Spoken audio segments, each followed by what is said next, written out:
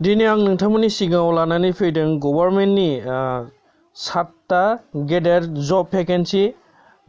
भेकेन्सिनि आपडेटखौ दिनै आं नोंथांमोननि सिगाङाव लानानै फैदों आरो बे फर्मखौ नोंथांमोना एप्लाइ खालामनो दाबावा।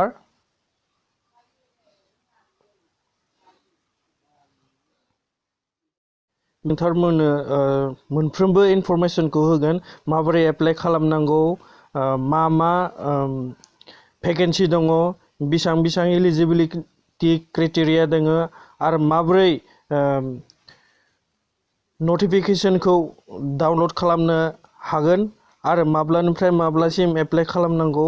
बेफोर गासैखौबो आं नोंथांमोननो बे भिडिअआव दिन्थिगोन। फैजों बिदिब्ला दिनैनि भिडिअखौ स्टार्ट खालामदिनि। नोंथांमोना भिडिअखौ जोबनायसिम नायगोन जाहाथे मोजाङै बुजिजोबनो हागोन।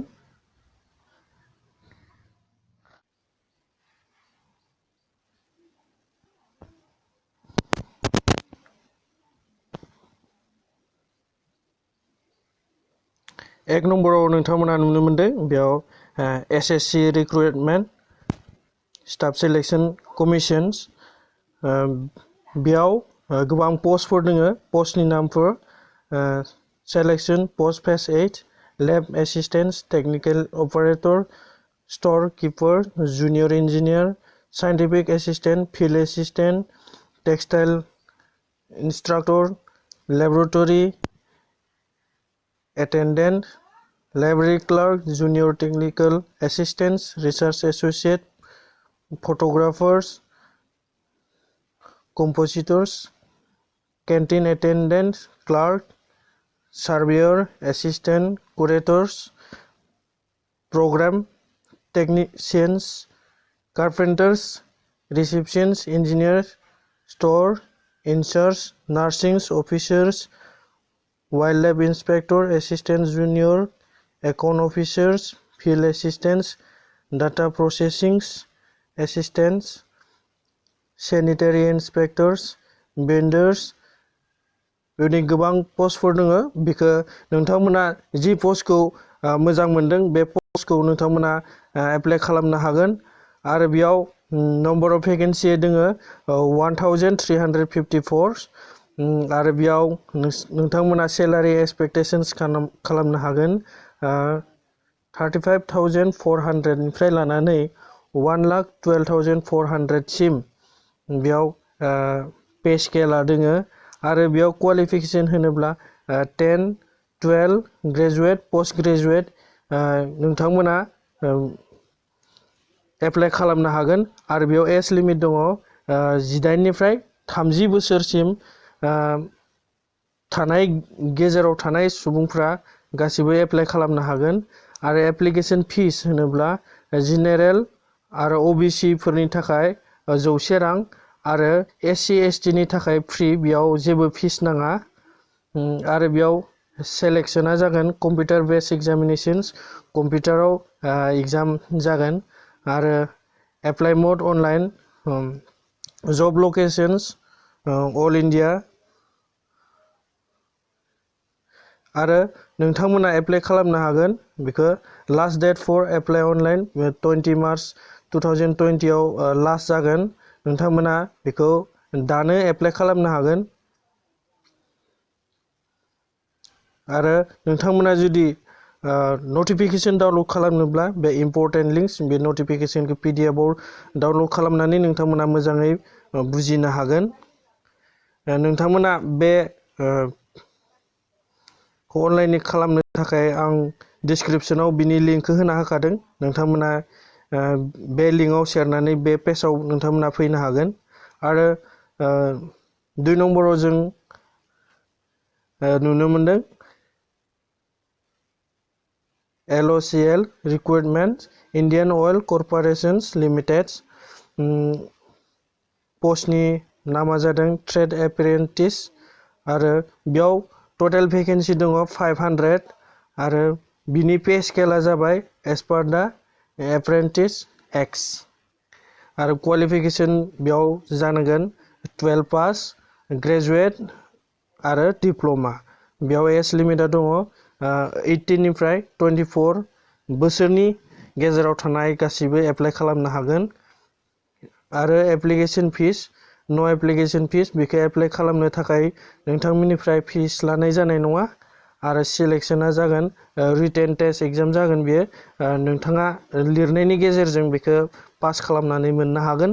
आरो बेखौ अनलाइन खालामनांगोन एप्लाइआ आरो जब लकेशना जागोन अल इन्डियानि गेजेराव जागोन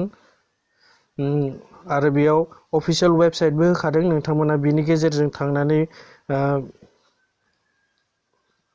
बिनि सोमोन्दै गुवारै मिथिनो हागोन आरो अनलाइन खालामनो थाखाय नोंथांमोना बे एप्लाइ अनलाइन लिंकआव थुनानै नोंथांमोना बेखौ अनलाइन खालामनो हागोन आरो बिनि लास्ट डेट अफ एप्लाइआ जादों 20 मार्च 2020 आरो रिटेन टेस्टआ जागोन 29 मार्च 2020 आव दा जों 3 नम्बराव नुनो मोनदों निहु recruitment north eastern hill university पस्टनि नामा जादों सेक्सन अफिसार आरो एसिस्टेन्ट बेयाव नम्बर अफ भेकेन्सि दङ भेरियास होदों बेयाव जानो हागौ गोबां नांगौ आनलिमिट आरो बेयाव पे स्केल जों नुनो मोनदों सेक्सन अफिसारा मोनगोन 44,900 निफ्राय स्टार्टिं जानानै 1,42,400 सिम मोनगोन आरो एसिस्टेन्टआ मोनगोन 35,400 निफ्राय स्टार्ट खालामनानै 1,12,400 सिम आरो बेयाव क्वालिफिकेशना ग्रेजुवेट जानांगोन एज लिमिटआ जाबाय 40 इयार्स एप्लिकेशन फिसआ जाबाय जेनेरेल आरो ओबीसी आरो ईडब्ल्यूएस नि थाखाय 1000 आरो एससी आरो एसटी फोरनि थाखाय 500 जागोन आरो सेलेक्शना जागोन रिटेन टेस्ट एप्लाइ मोडआ बे अफलाइन जागोन आरो जब लकेशन मेघालया बेयाव अफिशियेल वेबसाइटबो होखादों आरो नोंथांमोना बेयाव एप्लाइ खालामनो थाखाय बे अफिशियेल लिंकआव थांनानै नोंथांमोना बेखौ एप्लाइ खालामनो हागोन आरो 4 नम्बराव जों नुनो मोनदों HCL रिक्वायरमेन्ट हिन्दुस्तान कपार लिमिटेड बेयाव पस्टआ जागोन पस्टनि नामा जाबाय ट्रेड एप्रेन्टिस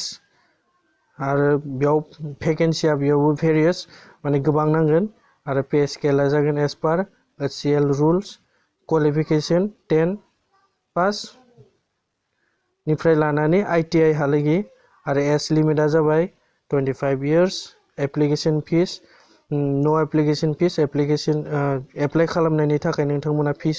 होनांनाय नङा आरो सेलेक्शना जागोन रिटेन टेस्ट एप्लाइ मोडआ अफलाइन आरो 5 नम्बराव जों नुनो मोनदों district court requirement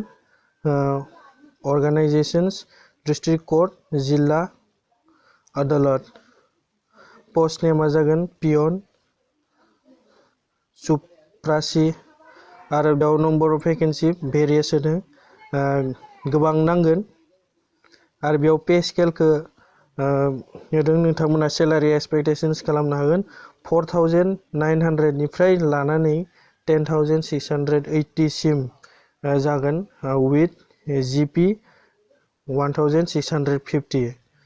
qualification 8 pass आरो एज लिमिट 18 निफ्राय 35 इयार्स एप्लिकेशन फिस बेयाव लानाय जानाय नङा सेक्शन सेलेक्शंस बेयाव इन्टारभिउ जागोन डाइरेक्ट इन्टारभिउ एग्जाम लिरनांगौ गोनांथि गैया आरो एप्लाइ मोड अफलाइन जब लकेशंस पान्जाब इन्डिया आरो नोंथांमोना बे अफिशियेल लिंकआव थांनानै बे फर्मखौ एप्लाइ खालामनो हागोन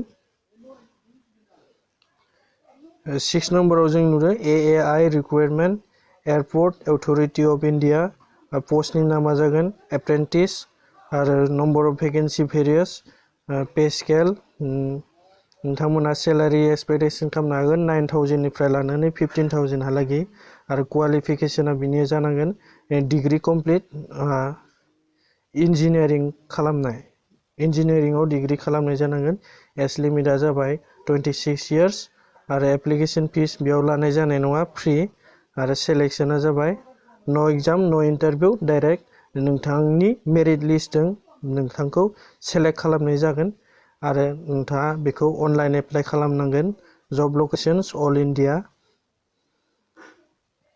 last date of apply online नोंथाङा 4 मार्च 2020 नि सिगां बे पस्टखौ नोंथाङा एप्लाइ खालामनांगोन आरो नम्बर 7 आव BECIL requirement broadcast engineering consultants Indian limited पस्टनि नामा जागोन पेशेन्ट केयार कोअर्डिनेटर आरो बेयाव नम्बर अफ भेकेन्सि भेरियास होदों आरो बेयाव पे स्केलआ जागोन एज पार BECIL rules qualification bachelor degree लानाय जानांगोन आरो एज लिमिटआ जाबाय 35 इयार्स एप्लिकेशन फिस जेनेरेल आरो OBC फोरनि थाखाय 500 आरो SC ST PH फोरनि थाखाय 280 लानाय जागोन आरो सेलेक्शना जागोन बियो टेस्ट आरो इन्टारभिउ आरो एप्लाइ मोडआ offline job location New Delhi India official website बेयाव होखानाय दङ आरो नोंथांमोना बे इम्पर्टेन्ट लिंक बे लिंकआव थांनानै नोंथांमोना नायनो हागोन आरो एप्लिकेशन फर्मखौ नोंथांमोना PDF आव डाउनलड खालामनानै लानो हागोन दिनैनि भिडिअआ बेसांनोमोन आरो नोंथांमोना जुदि आंनि चेनेलखौ दिनैसो सेथि बारनि थाखाय नायदोंब्ला आंनि चेनेलखौ साबस्क्राइब खालामगोन आरो लोगोसे भिडिअखौ नायनानै मोजां मोनदोंब्ला नोंथांमोना लाइक होगोन आं फोथायदों नोंथांमोना गोबां मोजां इनफरमेशनखौ मोनदों आरो उनाव लोगो मोनबावगोन होननानै आसा थाबाय नोंथांमोननिसिम थेंक इउ वाह जाबाय